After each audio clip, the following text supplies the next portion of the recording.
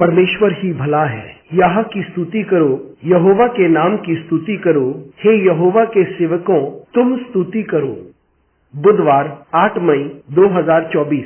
आज के मनन के लिए मैंने आप ही के लिए चुना है प्रेरितों के कार्य अध्याय 16 और उसका 30वां वाक्य। और उन्हें बाहर लेकर कहा, हे साबों, उद्धार पाने के लिए मैं क्या करूं?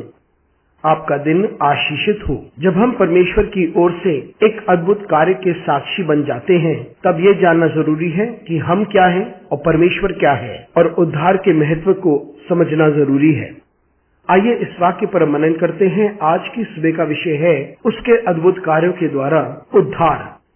ये वह समय की बात है जब पौलुस और सिलास जेल में थे। उन्हें बंदी गृह में डाल दिया गया था क्योंकि वह यीशु मसीह जो मसीहा है उसके बारे में प्रचार कर रहे थे। वह जो आया, मर गया और जी उठा। उन्होंने यीशु मसीह के बारे में बताया कि वह दुनिया का उद्धार करता है, लेकिन बहुत से यहूदियों ने यीशु मसीह को मसीहा के रूप में नहीं स्वीकारा था। उनमें से कुछ यहूदियों ने षड्यंत्र रचा और चेलों को जेल में डाल दिया। फिर भी जबकि उन्हें छड़ियों से मारा गया था और वे बंदी गृह में थे, तब भी वे स्तुति के गीत गा रहे थे और परमेश्वर की स्तुति कर रहे थे। और उस वक्त भूडोल हुआ और बंदीगृह के दरवाजे खुल गए और जो लोहे की जंजीरों से उन्हें बांधा गया था वे सभी खुल गए। और ये देखते ही बंदीगृह का सरदार अपने आप को मार डालना चाहता था। और ये देखते ही पौलुस ने उसे पुकार कर कहा कि वे बाहर नहीं गए हैं, वे अब भी बंदीगृह में ही हैं। और जब बंदीगृह के सरदार ने ये देखा, उसने समझ लिया कि यह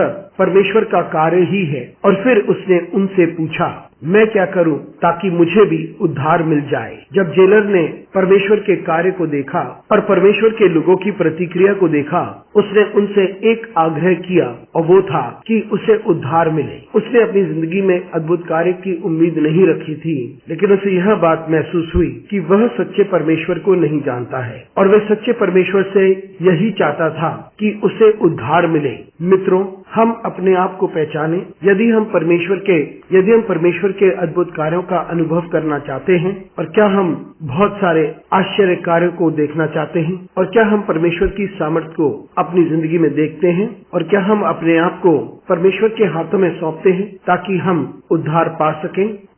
अनुग्रहकारी परमेश्वर स्वर्गीय पिता, तुझे धन्यवाद देते हैं, तेरा आदर करते हैं और तुझे महिमा देते हैं। हमारी सहायता कर परमेश्वर, ताकि हम इस बात को समझ सकें कि ये कितना महत्वपूर्ण है कि हम तुझे जाने और हम उद्धार पाएं। हमारे साथ परमेश्वर तू बना रहे, यीशु मसीह के नाम से मांगते हैं, आमीन।